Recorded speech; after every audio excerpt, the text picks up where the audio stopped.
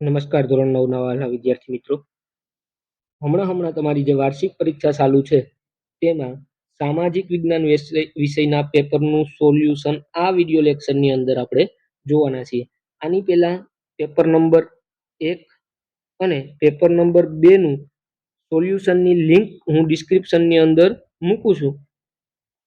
તો તમારે ત્યાં જઈ અને પેપર નંબર 1 અને પેપર નંબર 2 બંને જોઈ લેવાના છે. આ પેપર નંબર 3 છે અને મોસ્ટ આઈએમપી પેપર છે, તો ખાસ છે આ પેપર છે તમારે તૈયાર કરીને જવાનું છે વિદ્યાર્થી મિત્રો. જોઈએ આગળ સેક્શન એ, જેમાં નીચે આપેલા પ્રશ્નોના માગ્યા મુજબ જવાબ આપવાના છે અને હેતુલક્ષી પ્રશ્ન છે. દરેકનો ગુણ છે એ 1 છે. તો પહેલું છે ભારતમાં પ્રથમ ગવર્નર જનરલ તરીકે કોણ આવ્યો? તો એની અંદર આવશે ઓપ્શન એ વોરન હેસ્ટિંગ્સ. પ્રશ્ન ક્રમ 2 છે પરદેશની ભૂમિ પર ભારતનો સૂચિત રાષ્ટ્રધ્વજ સૌપ્રથમ કોણે ફરકાવ્યો? તો મેડમ ભીખાઈજી કામાએ ફરકાવ્યો. પ્રશ્ન ક્રમ 3 છે ઝારખંડ રાજ્ય કયા રાજ્યમાંથી અલગ પડ્યું? તો એમની અંદર આવશે બિહાર. પ્રશ્ન ક્રમ 3 છે લોકશાહીને જીવંત કોણે રાખી છે? તેમની અંદર આવશે ઓપ્શન સી ચૂંટણી. ત્યારબાદ પ્રશ્ન ક્રમ 5 છે કેવા વાહનોને આગળ જતા અગ્રતા આપવી જોઈએ? તો આપાતકાલીન વાહનોને. મોસ્ટ આઈએમપી પ્રશ્ન છે બાળકો, આ તો ખાસ તૈયાર કરજો. નીચે આપેલી ખાલી જગ્યામાં યોગ્ય વિકલ્પ પસંદ કરી ખાલી જગ્યા પૂરવાની છે. એમાં છઠ્ઠું છે ગાંધીજીએ ખાલી જગ્યાને કાળો કાયદો કહ્યો? તો રોલેટ એક્ટ આવશે બાળકો. ત્યારબાદ રશિયાએ ખાલી જગ્યા નામના લશ્કરી સંગઠનની રચના કરી? તો વોર્સો કરાર આવશે. ત્યારબાદ પ્રશ્ન ક્રમ 8 છે ભારતની સર્વોચ્ચ અદાલત ખાલી જગ્યા શહેરમાં આવેલી છે? તો દિલ્હીની અંદર આવેલી છે. ત્યારબાદ પ્રશ્ન ક્રમ 9 છે ખાલી જગ્યા ભારતની મહત્વની ઋતુ છે? તો ચોમાસુ ઋતુ મહત્વની છે. ત્યારબાદ સુનામી શબ્દનો અર્થ જાપાનની ભાષામાં ખાલી જગ્યા થાય તોફાનની મોજ, વિનાશક મોજા અને ઝૂંપડીના મોજા. તો એમની અંદર આવશે વિનાશક મોજા. ત્યારબાદ નીચેના વિધાનો ખરા છે કે ખોટા તે જણાવવાનું છે. જેમાં ડોક્ટર રાધાકૃષ્ણ બંધારણ સભાના અધ્યક્ષ હતા? તો એ કેવું છે? ખોટું છે. ત્યારબાદ પ્રશ્ન ક્રમ 12 છે 2 કે તેથી વધુ રાજ્ય માટે એક જ વડી અદાલત પણ હોઈ શકે? વિધાન કેવું છે? ખરું છે. દક્ષિણ ભારત માટે માર્ચ મહિનો સૌથી ગરમ? ખરું. આ વિધાન કેવું છે? ખરું છે, રાઈટ છે. વાઘ ગુજરાતનું રાજ્ય પ્રાણી છે? વિધાન કેવું છે? ખોટું છે. ધર્મની દ્રષ્ટિએ ભારત સાંપ્રદાયિક દેશ છે? વિધાન કેવું છે? ખોટું છે. ત્યારબાદ યોગ્ય જોડકા જોડવાના છે, બરાબર. એમાં જોઈએ શંકુદ્રુમ જંગલો, તો એમની અંદર આવશે ઓપ્શન ડી દેવદાર અને પાઇન. એટલે અહીંયા લખી નાખું ડી. પ્રશ્ન ક્રમ 17 છે ઉષ્ણકટિબંધીય વરસાદીય જંગલો, એમની અંદર આવશે મોહગની રોજ, એટલે અહીંયા આવશે સી. ત્યારબાદ પ્રશ્ન ક્રમ 18 છે ઉષ્ણકટિબંધીય ખરાબ જંગલો, તો એમની સામે બાળકો આવશે ઓપ્શન ઈ સાગ અને સાલ, એટલે અહીંયા લખી આપું આપણને ઈ. ત્યારબાદ પ્રશ્ન ક્રમ 19 છે ઉષ્ણકટિબંધીય કાંટાળા વનસ્પતિના જંગલો, તો એમની સામે આવશે બોરડી અને બાવળ, એટલે કે એ. અને લાસ્ટ 20 એટલે ભારતના જંગલો કેવા છે? તો કે ચેર અને સુંદરી, તો ઓપ્શન બી. જોઈએ નીચેના પ્રશ્નોના એક એક વાક્યમાં તમારે ઉત્તર આપવાના છે. પહેલું છે કર્કવૃત પર સૂર્યના કિરણો સીધા પડે ત્યારે ભારતમાં કઈ ઋતુઓ અનુભવાય છે? તો ઉષ્ણ ઋતુ આવશે. કેવી ઋતુ આવશે? ઉષ્ણ ઋતુ. પ્રશ્ન ક્રમ 22 છે ઉડતી ખિસકોલીઓ ક્યાં જોવા મળે? તો પશ્ચિમ ઘાટના ગીચ વનોમાં છે એ જોવા મળે. પ્રશ્ન ક્રમ 23 છે જમણી તરફ વળતા પહેલા વાહન ચાલકે સમયસર સૌથી પહેલા કઈ તરફની લેનમાં આવી જવું જોઈએ? તો જમણી તરફની લેન આવશે. પ્રશ્ન ક્રમ 24 છે કોની પરવાનગી વિના કોઈ પણ વ્યક્તિને કસ્ટડીમાં રાખી શકાય નહીં? તો મેજિસ્ટ્રેટની પરવાનગી વગર કોઈને પણ કસ્ટડીમાં રાખી શકાય નહીં. ત્યારબાદ સેક્શન બી છે નીચેના 13 પ્રશ્નોમાંથી 9 પ્રશ્નોના ઉત્તર આપવાના છે અને દરેકના ગુણ છે એ 2 છે. પ્રશ્ન ક્રમ 25 યુરોપિયન પ્રજાને પૂર્વના દેશોમાંથી મળતી ચીજવસ્તુઓ સાથી બંધ થઈ? ત્યારબાદ પ્રશ્ન ક્રમ 26 છે અસહકારનું આંદોલન 1920 થી 22 શા માટે મોકૂફ રાખવામાં આવ્યું? ત્યારબાદ પ્રશ્ન ક્રમ 27 છે લાલા લજપતરાયનું અવસાન સાથી થયું?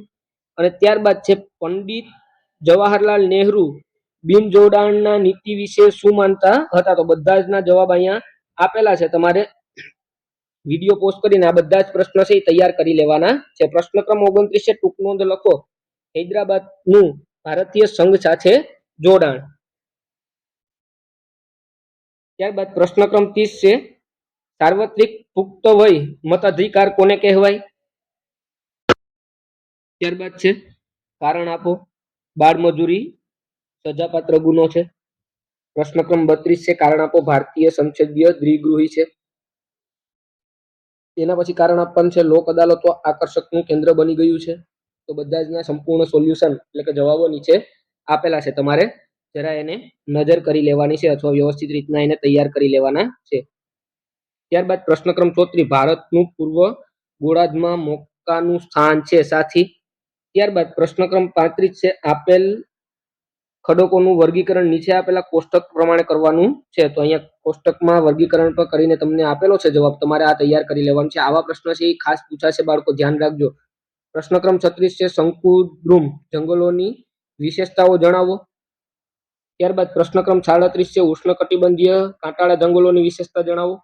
અને સેક્શન સી ની અંદર છે એના પછી આ બધાના સોલ્યુશન છે, પ્રશ્નોના જવાબ છે તમારે વ્યવસ્થિત રીતના તૈયાર કરી લેવાના છે.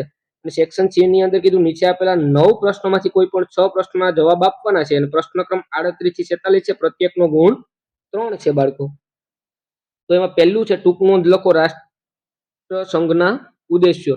એના પછીની ટૂંક નોંધમાં કીધું સંયુક્ત રાષ્ટ્રની સામાન્ય સભા. તો બંનેના આન્સર અહીંયા બાળકો તમને જોવા મળશે. એના જવાબ વ્યવસ્થિત રીતના તમારે તૈયાર કરી લેવાના છે. ત્યારબાદ પ્રશ્ન ક્રમ 40 છે, વાજબી નિયંત્રણનો તણો અને મર્યાદાઓ એટલે શું?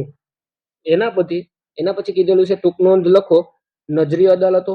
ત્યારબાદ તફાવત લખો, સંસદીય લોકશાહી અને પ્રમુખગત લોકશાહી. તો બધાના જવાબો તમારે બાળકો વ્યવસ્થિત રીતના તૈયાર કરી લેવાના છે.